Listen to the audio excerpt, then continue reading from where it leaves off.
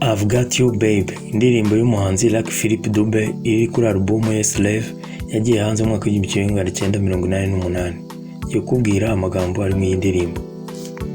Igitero cya mbere, nazengurutse isi yose gerageza gushaka umugore uzanyumva.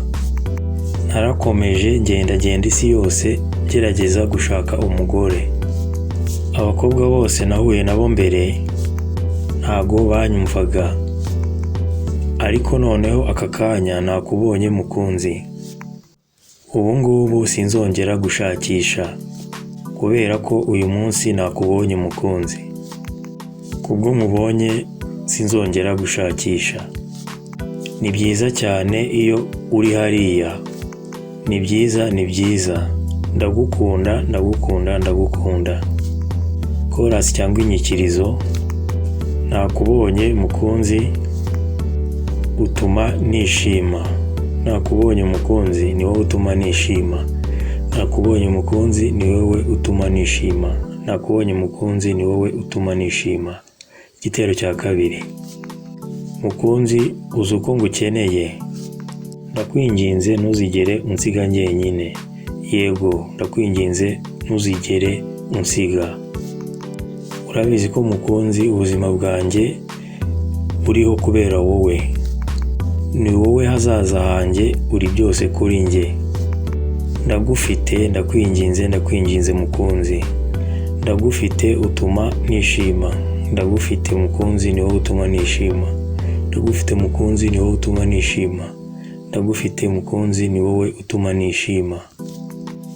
Mbere yawe nazengurutse isi yose ngerageza gushaka umukobwa wanyumva. Nakomeje nshakisha nzenguruka isi yose nshaka umukobwa wanyumva. Gusa abakobwa nahuye nabo mbere yawe bose ntago banyumvaga, ariko ubu ndagufite mukunzi. Kuva ubu sinzongera gushakisha kuko ndagufite mukunzi. Ubwo nakubonye ntago nzongera gushakisha, ndagufite mukunzi. Ni byiza cyane kuko ubu uri hano. Ni byiza cyane, ndagukunda. Nakubonye mukunzi ni wowe utuma nishima. Ndagufite mukunzi ni wowe utuma nishima. Ndagufite mukunzi ni wowe utuma nishima. Mukunzi uzi uburyo ngukunda bingana. Ndakwinginze ntuzigere unsiga.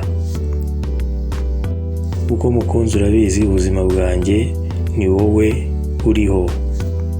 Ni wowe hazaza hanjye, uri byose kuri njye. Mukunzi ndakwinginze ntuzigere unsiga. Nakubonye mukunzi utuma nishima. Ndagufite mukunzi utuma nishima. Ndagufite mukunzi utuma nishima. Ayo akaba ari amwe mu magambo ari mu ndirimbo y'umuhanzi Lucky Philip Dube I've Got You Babe yagiye hanze mu mwaka w'1988. Ikaba iri kuri album ye yitwa Slave. Wakoze kubana nanjye, nagusaba like na subscribe by'umenye amakuru agezweho. Ari igitekerezo cyangwa inyunganizi wanyandikira muri comment. Urakoze, ugira ibihe byiza.